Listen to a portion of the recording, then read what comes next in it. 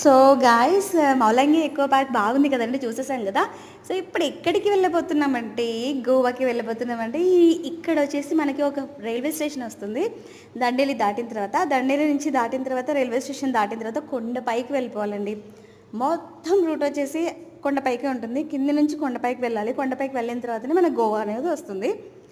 So ఈ కొండ మాత్రం లైక్ దండేలి నుంచి మనకు 2 hours పడుతుందండి గోవాకి వెళ్ళడానికి. రూట్ అయితే అలా ఇలా లేదు, జిగ్జాగ్గా ఉంది. చూసారు కదా, లైక్ నాకైతే చాలా కొంచెం భయం వేసింది. కర్వ్స్ ఉన్నాయన్నమాట. కొంచెం డ్రైవింగ్ అయితే చూసుకొని నడపాలి, వన్ వేనే కాబట్టి. సో మీరైతే మటుకు మ్యాప్ పెట్టేసుకొని వెళ్ళిపోండి. మేము కూడా మ్యాప్ పెట్టేసుకొని వెళ్ళిపోయాము. వెళ్ళేటప్పుడు ఈ రూట్లో వెళ్ళాము, వచ్చేటప్పుడు వేరే రూట్లో వచ్చామని చెప్పాను కదా.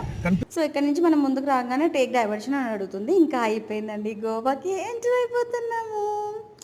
సో నెక్స్ట్ గోవా వీడియోస్ చూసేసేయండి. గోవా ఎంట్రన్స్ ఇదంతా చిన్న హోటల్ కనిపించిందండి మాకు.